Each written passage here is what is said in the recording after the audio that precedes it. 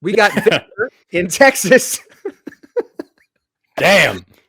Victor is wondering what is the Victor, I fucking dare you. Yeah, Victor wants to know what is the naturalistic foundation for empathy and reason.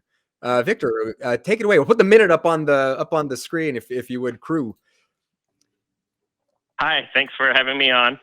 Yeah, I've called in a few times. This is the first time I've talked to you guys, and I know about Forrest's expertise in like evolutionary biology.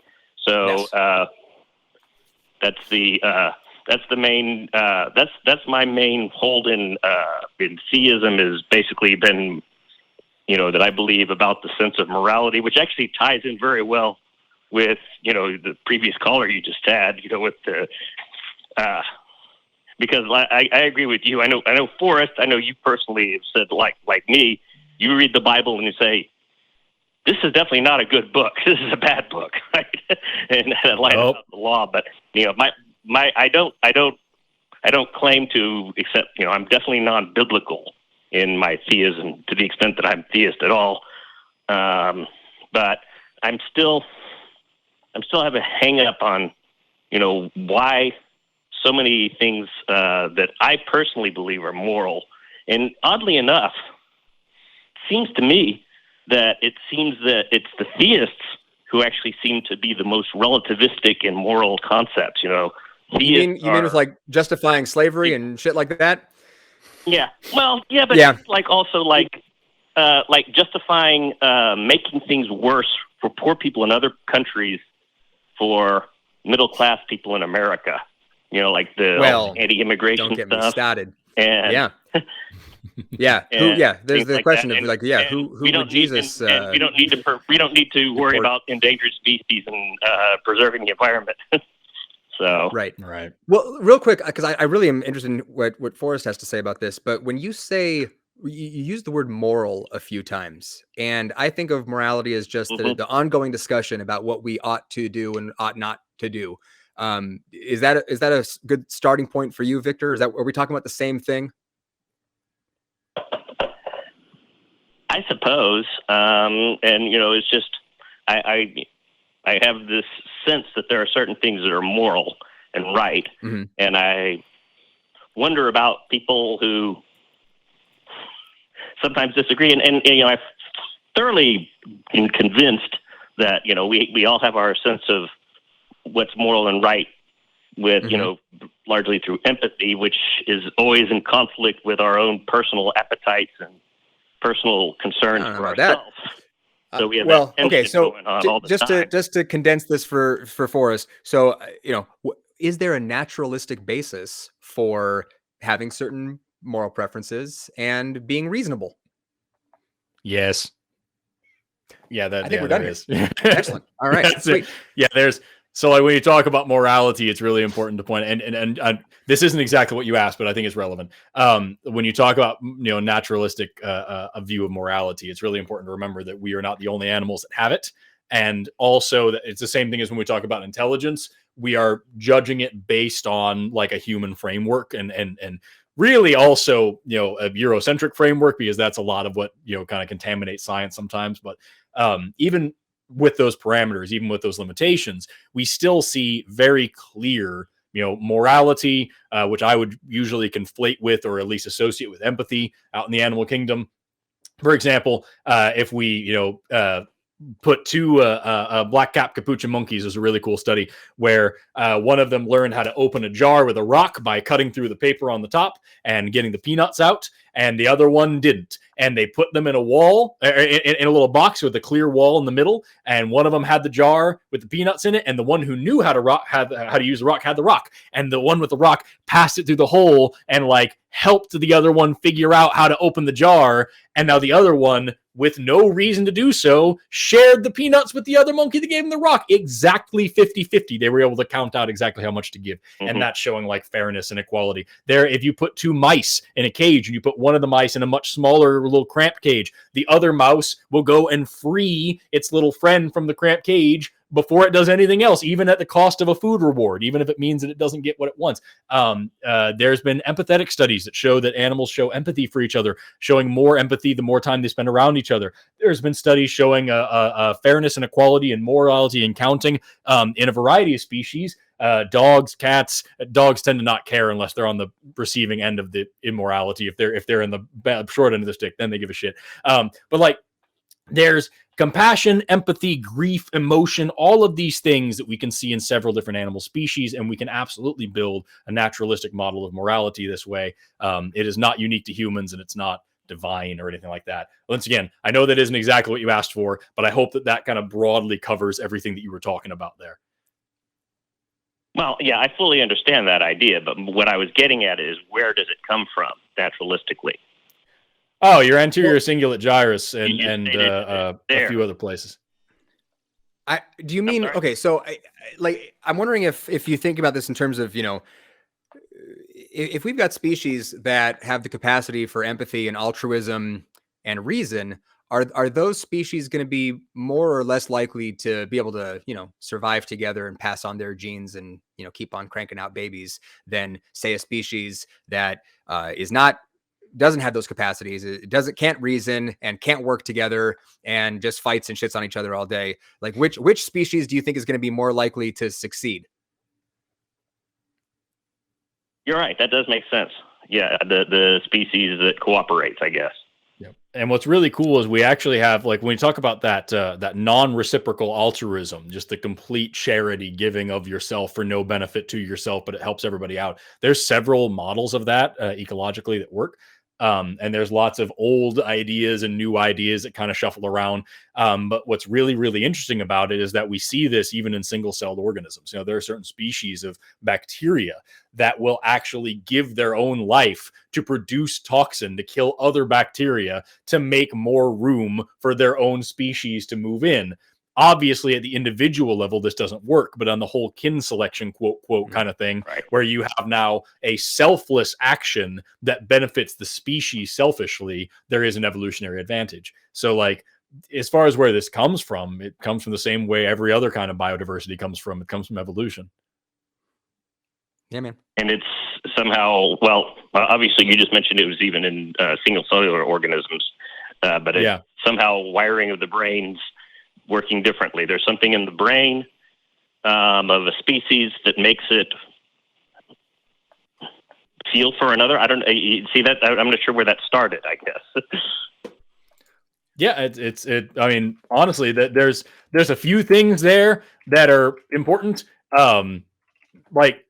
So number one, when you talk about where it started, it would start the same way as anything else. It would either be a mutation, maybe an epigenetic change, whatever. As far as like behavioral evolution in animals, like, I can't talk for single-celled organisms there, but behavioral evolution in animals, you could cite, like, for example, the Baldwin effect is really cool. It's how behavior becomes genetic over successive generations of basically encoding the ability to learn something so fast that you no longer recognize it as learning. It's just something that's innate and instinctual.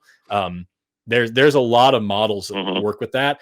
Unfortunately, there isn't one that's blanket that you could just say applies to all of them. Studies into altruism are diverse in their methodologies and in their backgrounds, because there's so much there that applies to, well, like I said earlier, our framework of human focused altruistic behavior. It's kind of weird. So I can't give you a straight answer on that, unfortunately. Okay. So, I mean, is empathy, I'm thinking perhaps in a sense that, we see the suffering of another, we somehow feel some suffering ourselves. Yeah, so that's something that we can see. Like, one great example. So there's a few parts of the brain that handle that. Just speaking in humans, my favorite is the anterior cingulate gyrus, which is really freaking dope, because you have this part of your brain up here called your somatosensory cortex that actually does the feeling, like the physical sensations. And then your anterior cingulate gyrus is kind of, if you slice down here, it's like one layer back. It processes the same information without the actual stimulus. So it allows you to, like, feel how you feel about feeling things, if that makes any sense. And so, like, really cool studies, for example, into empathy that focus on that part of the brain, they show that, like, if you pinch yourself here and your brain lights up here and your brain lights up here, if you watch someone that you care about, or even just close your eyes and imagine somebody that you care about being pinched here, somatosensory cortex of your brain can't light up. It doesn't have any stimuli. But this front part of your brain, this anterior cingulate gyrus, still does. And so we have here, this is just, again, one example. I'm grossly oversimplifying this. But just one cool example of like a part of your brain that handles what we could call empathetic thinking. And that's a part of the brain that, like we see in a lot of species, it works better and better the more familiar you are with this other individual or other group of individuals, because you see them as part of your family, part of your in-group.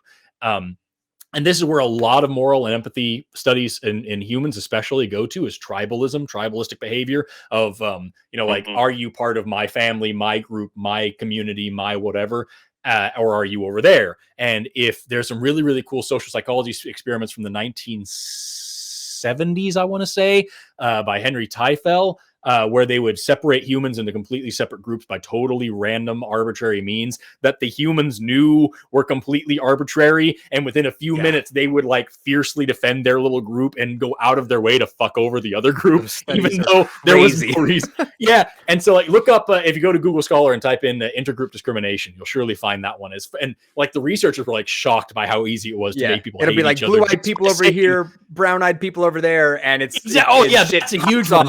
Yeah. Yes.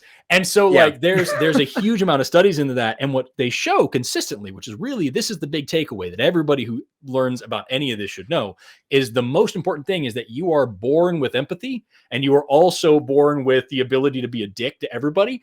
And the thing that determines that is just who you consider to be in your in group versus your out group. And you have the power to decide who's in the in and out group anytime you want. There were some really cool studies on empathy that handled around racism. And they found that like people in different races, different ethnic groups had less of an empathetic response neurologically.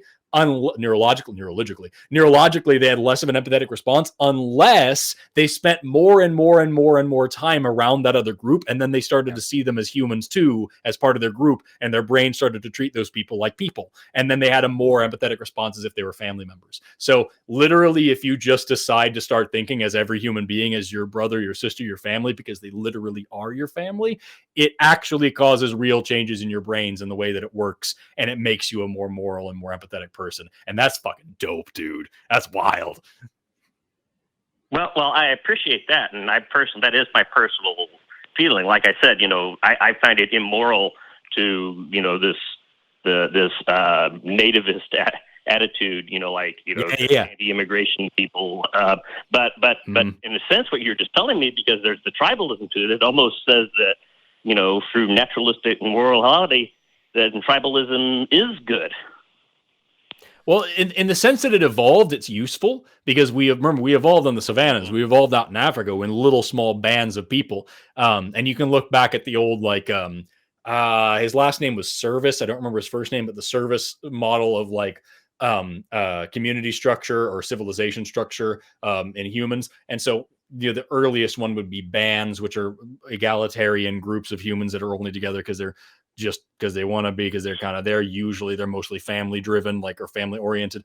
And so like in that sense of like very early humans naked running across the plains hunting for zebras like that, yeah, sure, some tribalism helps because it keeps your food safe. But also it's important to remember that like, even though that is like evolutionarily advantageous in that way, in a big civilization and a big society is not. And the important thing to remember about evolution is that when we talk about fitness, when we talk about being able to survive in one particular environment, when you gain fitness in one environment, you lose fitness in another one. So like if I have a big heavy fur coat to survive out in the Antarctic, and then all of a sudden you throw me into the desert, I'm going to die in a stupid, horrible way. But if I slowly lose my fur and start to adapt to the desert over several generations, well, now I'm no longer well adapted for the Antarctic anymore, right? And so as humans, looking back over the past, especially the past 2.5 million years of our evolutionary history, this tribalistic behaviors may have been advantageous at that time, but they become less and less and less so, to the point now where we're in a new environment, we're in a new ecosystem, a new way of living, that this is now a maladaptive thing. And so to lose that, it makes us worse off as traditional humans, but it makes us a lot better off now. I guess that does kind of go in. That kind of ties into one of my concepts about how what's so horrible about like the Old Testament. Like you had the guy who talked about the Exodus story, and I thought, gee, that's a horrible story. I mean, God's a sadist, but Israelites 3,000 years ago, they didn't even think that the Egyptians mattered. They have no souls. Who cares? Kind of because of the high tribalism of the olden days. I mean, if you the whole Old Testament is that. I mean, especially when you get into books like Judges, you get into like First and Second Samuel. I mean, it is in group versus out group. You got God's favorite people, and it doesn't matter who else they have to slaughter. And I mean, it gets to be a mess. Where now we can look at it in retrospect and go, holy smokes, this is not an example of like some sort of moral flourishing here. Yeah. This is like really barbarism on full display here with this in-group out-group thinking. So it's one more thing we have to transcend as a species. To somehow defend it. It happens. But we got more of them on the line here, Victor. Thank you very much for the call. Right. We really appreciate it. All right. Thank you. Have a great rest of your day. Have a good day. Awesome questions, dude. Talk to you later.